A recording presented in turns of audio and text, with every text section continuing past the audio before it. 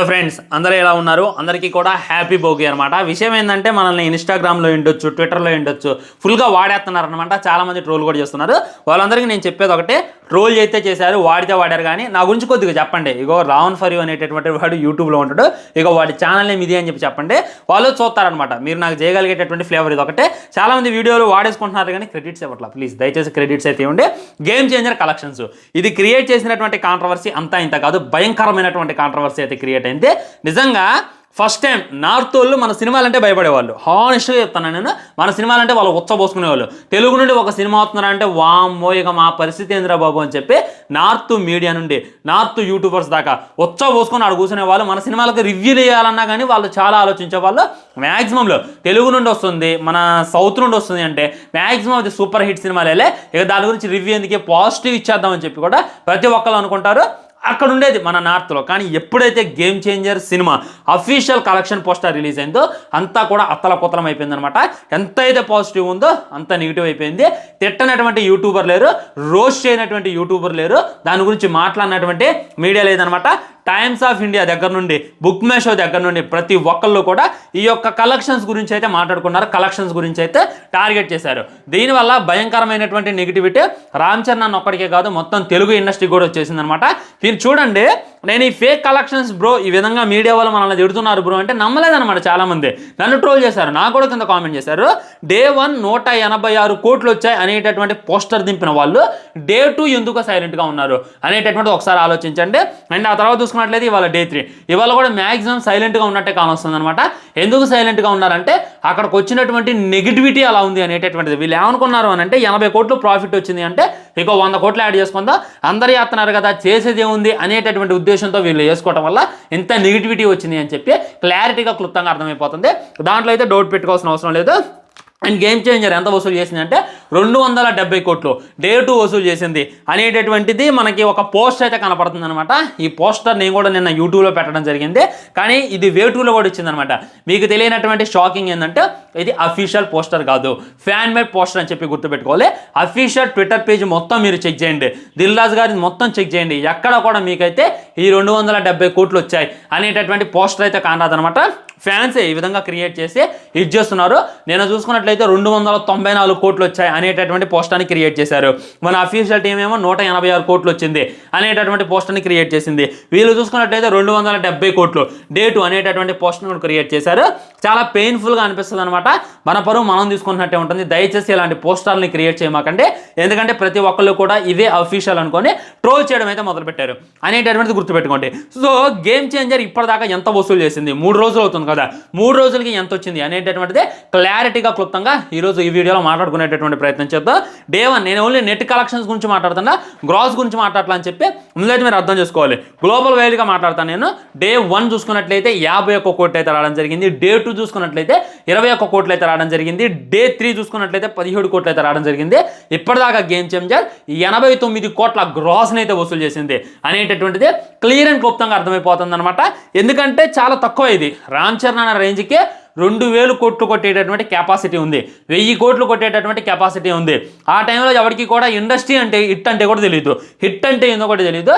మగధీర అనేటటువంటి సినిమాని తీసి మన టాలీవుడ్కే ఒక 100 కోట్ల సినిమాని పరిచయం చేసినటువంటి మొట్టమొదటి హీరోగా నేనైతే రామ్ చరణ్ చెప్తా. దాంట్లో డౌటే లేదు, దాంట్లో మీరు ఎలాంటిది పెట్టుకోవాల్సిన అవసరం లేదు. ఆ టైంలో ఎవరికి కూడా 10 కోట్ల మించి రాలేదు, 20 కోట్ల మించి రాలేదు. కానీ మగధీర అనేటటువంటి సినిమాని తను చాలా కష్టపడ్డాడు. తన క్రెడిట్ లేదని కాదు, 100% ఉంది. ఇక్కడ రాజమౌళి గారు ఎంత కష్టపడ్డారో దానికి ఇంకా 10ఇంతలు మన రామ్ చరణ్ కష్టపడి మా సినిమాలందరినీ మెప్పించే డెబ్యూ మూవీతోనే, డెబ్యూ ఏదైతే ఉందో చిరుత మూవీ, సెకండ్ మూవీతోనే 80 కోట్లు 100 కోట్లు వసూలు చేసి అక్కడ పెట్టినటువంటి హీరో. మళ్ళీ అదేమి ప్యాన్ ఇండియా సినిమా కాదు, ప్యాన్ ఇండియా లెవెల్ ఏమి రిలీజ్ కాలేదనమాట. 1 and only తెలుగులోనే రిలీజ్ అయింది. తెలుగులో రిలీజ్ అయినటువంటి ఈ సినిమా కేశవయ్య అక్కడ పెట్టిండు. ఆ టైంలో మీరు పుట్టారో లేదో, ఇప్పుడు చాలామంది రామ్ చరణ్కి కలెక్షన్స్లో ఇంకా బాలయ్య బాబు గారు ఈ వీడియో పెట్టి చాలామంది ట్రోల్ చేస్తున్నారు కదా, వాళ్ళందరికీ చెప్తున్నాను, ఆ టైంలో మీరు బొట్లా కదా. ఆ టైంలో చిరంజీవి గారికైనా, బాలకృష్ణ గారికైనా, ప్రభాస్ గారికైనా ఈ విధమైనటువంటి రికార్డుల్లో ఆ టైంలో రికార్డ్ క్రియేట్ చేసినటువంటి 1 and only actor Ram Charan అని చెప్పి గుర్తుపెట్టుకోవాలి. అలాంటి యాక్టర్ ఈ విధంగా ఒక పాన్ ఇండియా సినిమాతో వచ్చిండు, 450 కోట్ల బడ్జెట్తో వచ్చిండు. అయినా కానీ 3 రోజుల్లో కనీసం 100 కోట్లు కలెక్షన్ చేయడం ఏదైతే ఉందో ఇదైతే చాలా చాలా చాలా పెయిన్గా అనిపిస్తుంది అనమాట. మరి దీనికి బాధ్యులు ఎవరిని నిందిద్దాం అనేటటువంటిది డీటెయిల్గా మాట్లాడదాం. దిల్ రాజు గారిని నిందిద్దామా? ఎందుకంటే దిల్ రాజు గారు చూసుకున్నట్లయితే అనవసరంగా 450 కోట్లు పెట్టిండ. అక్కడెక్కడో ఆయన శంకర్ గారు తమిళ్లో సినిమా తీసేసుకుంటుండవు. ఆ టైంలో ఏయో సినిమాలు నడుస్తున్నాయి అనమాట. ఇండియన్ 2 అన్నారు, ఆ తర్వాత సూర్యతో కూడా ఏందో మన సినిమా ఫిక్స్ అయింది అని చెప్పి టాకు. అలాంటి ఆయన దగ్గరికి వెళ్ళి బతీలు ఆడుకున్న దిల్ రాజు గారిది, చిరంజీవి గారి తప్ప. మరి మన శంకర్ గారి సినిమా అనేసరికి రామ్ చరణ్ గారు ఏ మాత్రం కూడా ఇది చేయకుండా ఎమ్మటే ఓకే చేసినటువంటి రామ్ చరణ్ గారు తప్ప, మరి శంకర్ గారు తప్ప అనేటటువంటిది డీటెయిల్ మాట్లాడుకోవాలి. ఏంటంటే ప్రతి ఒక్కళ్ళ తప్పు ఉంది అని చెప్పి క్లారిటీగా క్లుప్తంగా అర్థమైపోతుంది అనమాట. శంకర్ అయినా, రాజమౌళి అయినా, సుకుమార్ అయినా కానీ నీతో సినిమా తీస్తున్నారు అని చెప్పినప్పుడు నీ క్రేజ్ ఏదైతే ఉందన్నా, నేను హానెస్ట్గా చెప్తున్నాను, నేను పవన్ కళ్యాణ్ గారి తోప, రామ్ చరణ్ తోప అంటే ప్రస్తుతం ఉన్నటువంటి దాంట్లో రామ్ చరణే తోపు. ఎందుకంటే పవన్ కళ్యాణ్ గారు మూవీ హిట్స్ చూసుకోండి, రామ్ చరణ్ మూవీ హిట్ చూసుకోండి. పవన్ కళ్యాణ్ కలెక్షన్ చూసుకోండి, రామ్ చరణ్ గారి కలెక్షన్ చూసుకోండి. మ్యాక్సిమం రామ్ చరణ్ 100 కోట్లు అనేటటువంటిది టాలీవుడ్కి పరిచయం చేసిండు, 200 కోట్లు కూడా కొట్టిండు. కానీ పవన్ కళ్యాణ్ గారిది 200 కోట్ల సినిమా అయితే మనకు కానరాదనమాట. కాబట్టి ఈ గ్యాప్లో మనం మాట్లాడుకోవాలి అంటే ఇక్కడ చిరంజీవి గారి కన్నా, మన పవన్ కళ్యాణ్ గారి కన్నా తోపు హీరో ఎవరు అనంటే ఖచ్చితంగా రామ్ చరణ్. నేనేమి ఫ్యానిజం గురించి మాట్లాడలే, ఎవరికి ఎక్కువ ఫాలోయింగ్ ఉంది అది కాదు నేను మాట్లాడేది. గ్రాస్ గురించి, కలెక్షన్స్ గురించి, సినిమా హిట్స్ గురించి మాట్లాడుతున్నాను.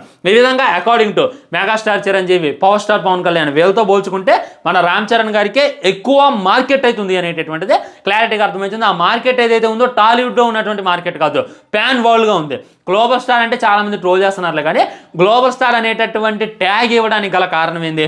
ఆయనకి గ్లోబల్ వైడ్గా ఫ్యాన్ బేస్ ఉంది అనేటటువంటిది తెలియజేయడం. కాబట్టి ఇక్కడ డైరెక్టర్లే ఒప్పుకున్నారు, ఇక్కడ ప్రతి ఒక్కళ్ళ మనసులో ఉంది గ్లోబల్ స్టార్ అనేటటువంటిది. అలాంటి ఆయన్ని ఈ విధంగా 100 కోట్లు పడిపోయేలా చేసిన దాంట్లో రామ్ చరణ్ గారిది కూడా ఖచ్చితంగా తప్పు ఉంటుంది. శంకర్ గారు నాతో సినిమా తెస్తున్నారు అని అంటే సంకల్పం కాదు, ముందు స్టోరీ వినాలి. అసలు ఏం స్టోరీ తీస్తున్నారు సార్ మీరు అనేటటువంటి వినాలి. విన్న తర్వాత ఆ సినిమాలో కూడా కొన్ని మార్పులు అయితే చేయాలి. ఇది ఏదైతే ఉందో చాలా మంచి సినిమా అని చెప్పి చాలామంది కామెంట్ చేస్తున్నారు. వాళ్ళ వే ఆఫ్ థింకింగ్లో నేను మాట్లాడతామేనంటే ఒకసారి ఆలోచించండి. ప్రస్తుతం యువత కోరుకునేది ఏంది? యువత ఎలాంటి సినిమా కోరుకుంటుంది? ఫైట్స్ కావాలి, ఎలివేషన్లు కావాలి, ఐటమ్ సాంగ్ కావాలి, ముద్దులు కావాలి, ఇది కోరుకుంటుంది యువత. ప్రతి యువత ఇదే కోరుకుంటుంది. అటు రామ్ చరణ్ గారి అభిమానులైనా సరే అదే కోరుకుంటారు, అల్లు అర్జున్ అభిమానులైనా, ప్రభాస్ అభిమానులైనా కానీ ఓరమాస్ కోరుకుంటారు, బ్లడ్ బాత్ కోరుకుంటారు. నేనైతే ముఖ్యంగా ప్రభాస్ సినిమాల్లో ఎక్స్పెక్ట్ చేసేది ఏదైనా ఉందంటే బ్లడ్ బాత్ అనమాట. ప్రభాస్ నరకాలి, నిలబడాలి, తెగ్గొట్టాలి, అసలు ఒక్కొక్కరిని నరుగుతుంటే మనకి ఇక్కడ బాయిల్ కావాలి అనేటటువంటిది నేను కోరుకుంటా. అల్లు అర్జున్ అంటే ఏంది? మొత్తం మాస్ మసాలా ఉండాలి అనేటటువంటిది నేను కోరుకుంటా. కాబట్టి ఇక్కడ ఏం జరుగుతుందంటే అందరూ కూడా పుష్ప అని చెబుతున్నారు. పుష్ప లాంటి సినిమా అందరికి నచ్చిద్ది, పుష్ప లాంటి పాన్ పరాగ్ సినిమా అందరికీ నచ్చిద్ది, ఈ గేమ్ చేంజర్ ఎందుకు నచ్చిద్ది అని చెప్పి చాలామంది మాట్లాడుతున్నారు కదా. వాళ్ళకి నేను చెప్తున్నా వినండి, ఇదే పుష్ప సినిమా రామ్ చరణ్ తీస్తే ఈ విధంగా మాట్లాడే వల్ల, ఈ విధంగా ట్రోల్ చేసేవాళ్ళు కాదు. ఎందుకు చేసేవాళ్ళు కాదు అని అంటే మా హీరో అనేటటువంటి ఉద్దేశం. సో ఇక్కడ పుష్పాన్ని పొగడాల్సిన అవసరం లేదు, గేమ్ చేంజర్ తిట్టాల్సిన అవసరం లేదు. రామ్ చరణ్ గారు కొద్దిగా ఆలోచించి మన టైం చూసుకోవాల్సింది. అసలు శంకర్ గారు సినిమా అంటున్నారు, అది ఎలాంటి స్టోరీ అనేటటువంటిది కొద్దిగా వినాల్సింది. విని కొద్దిగా ఆచరించినట్టయితే చాలా బాగుండేది అనమాట. శంకర్ గారు అనేసరికి శంకర్ గారు ఒకప్పుడు తోపు, అప్పటికే ఇండియన్ 2 రిలీజ్ అయింది. సార్ మరి ఈ మార్పులు చేస్తే బాగుంటుంది సార్ అని చెప్పి రామ్ చరణ్ గారు కూడా సలహా ఇచ్చినట్లయితే చాలా బాగుండేది అనేటటువంటిది నా ఉద్దేశం. ఒకప్పుడు రామ్ చరణ్ గారు స్టోరీ సెలక్షన్ ఎలా ఉండేది, రంగస్థలమైన చాలా గొప్ప గొప్ప సినిమాలు తీసిన ఆయనకైతే నేనైతే వంక పెట్టట్లేదు అనమాట. ఆ తర్వాత శంకర్ గారిది, ఎందుకంటే మీరు హ్యాండిల్ చేసేది ఏమి చిన్న హీరోలు కాదు. ఇంతకు ముందు దాకా అటు ఇటుగా వేరే హీరోలని హ్యాండిల్ చేసుకుంటూ వచ్చారు. వాళ్ళు ఎవరైతే ఉన్నారో అటు తమిళకి పరిమితం, ఇటు తెలుగు పరిమితం, ప్యాన్ ఇండియా వైడ్గా అయితే వాళ్ళు పరిమితం కాదు. కానీ రామ్ చరణ్ చూసుకున్నట్టయితే ప్యాన్ ఇండియా వైడ్గా పరిమితం. వాళ్ళు అలాంటి ఆయన డీల్ చేసేటప్పుడు ఇంకా బాగా డీల్ చేస్తే బాగుండేది అనమాట. ఇంకో గొప్ప స్టోరీతో వచ్చారు. RRR మూవీ తర్వాత రామ్ చరణ్ అందరికీ కూడా స్కై ఎక్స్పెక్టేషన్స్ ఉంటాయి, వేరే లెవెల్ దింపుతురు అని చెప్పి ప్రతి ఒక్కరు వెయిట్ చేస్తారు. కానీ ఇలా ఒక సినిమాతో రావడం ఏదైతే ఉందో ఇదైతే నేను భరించరాని అని చెప్పి క్లారిటీగా తెలియజేస్తున్నా ఫ్రెండ్స్. కాబట్టి ఇక్కడ రామ్ చరణ్ గారిది తప్పు ఉంది, దిల్ రాజు గారిది తప్పు ఉంది, శంకర్ గారిది తప్పు ఉంది అని చెప్పి క్లారిటీగా క్లుప్తంగా అర్థమైపోతుంది అనమాట. సో దీని మీద మీ కామెంట్ ఏంటి, మీ ఒపీనియన్ ఏంటి అనేటటువంటిది తప్పకుండా మీ ఒపీనియన్ మీరైతే తెలియజేయండి. ఫ్యాన్ వార్స్ పెట్టాలి అనేటటువంటిది ఏం లేదులే, కానీ కలెక్షన్స్ జెన్యూన్ చేసినట్లయితే ఈ మింగులు ఉండే కావు నేషనల్ వైడ్గా. ఎందుకంటే ఇక్కడ నేషనల్ వైడ్గా మన తెలుగు పరుగు పోయింది. తెలుగు అప్కమింగ్ మూవీస్ అన్ని కూడా వాళ్ళు ఫేక్ పోస్టర్సే వేసుకుంటారు అనేటటువంటి పేరు వచ్చింది అని చెప్పి దిల్ రాజు గారు గుర్తించి దిల్ రాజు గారు సిగ్గుపడాలన్నమాట. ఇదైతే ఫైనల్గా తెలియజేయదలుచుకున్న ఫ్రెండ్స్.